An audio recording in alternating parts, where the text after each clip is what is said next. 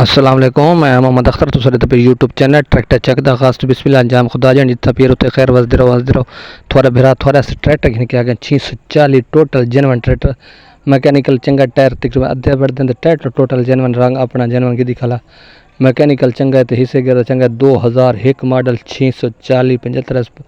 Power ते बिल्कुल साफ ट्रैक्टर।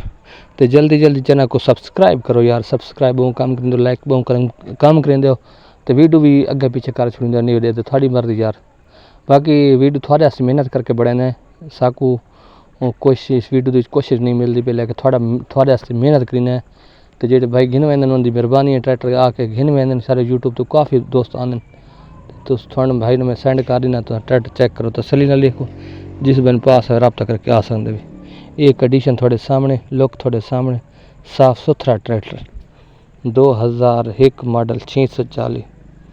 ट्रैक्टर देख लो जिस बन पास है रब्ता करके आ सकते। कंडीशन थोड़े सामने आएगी लोग थोड़े सामने आएगी कीमत ने सारी लोकेशन के साथ नंबर देने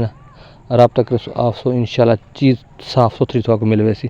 थल दे ट्रैक्टर बच्चे ट्रैक्टर बिल्कुल चंगे जेड़े भाई पास आए रब्ता करे। बाकी भी मैं डीलर हाँ, थोड़ा पता है मैं डीलर हाँ तो यूट्यूबर हाँ, मैंने रब्ता करे सो हर किस्म के ट्रैक्टर मेरे को फार सेल होंगे जेड़ा भाई चाहिए हो मिल वैसी जेड़ा भी चाहिए हो। बाकी तो रब्ता कर त्रेशला भी चाहिए त्रेशला भी मिल वैसे ट्रैक्टर भी मिल वैसे छोटे मैसी 240 उस तो बाद 640 480 हर किस्म का अलगाजी ट्रैक्टर सब मौजूद हैं तो इंशाल्लाह मिलते रह। तो बाकी तुम नाल रासो देते रासो बैक साइड 100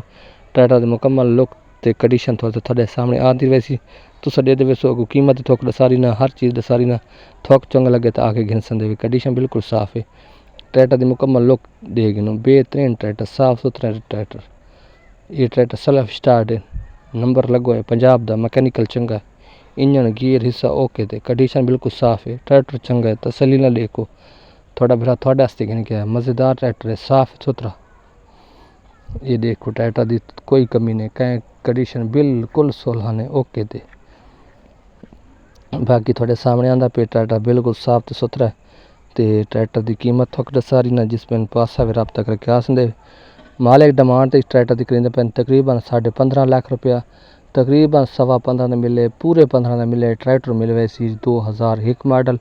ट्रैक्टर बिल्कुल मुनासिब कीमत है कम कीमत है बिल्कुल साफ ट्रैक्टर है तो सेल्फ स्टार्ट है मैकेनिकल हिस्से गियर का भी चंगा इंजन का फुल टाइट है तो बिल्कुल हिस्से का भी आवाज़ है तो चंगा लगे तो तुम आके घिन सकते भी। बाकी लोकेशन थोड़ा पता है जिला बखर इलाका नवा झंडा वाला उत्थे खाला तो नंबर थोक दींदा पे नंबर पर रब्ता करे सो आवे सो व्हाट्सअप नंबर है व्हाट्सअप नंबर पर भी तस्वीर वीडियो मंगवा सकते वे। बाकी इस नंबर पर रब्ता करे सो आवे सो अल्लाह हाफिज़ खुश रहो।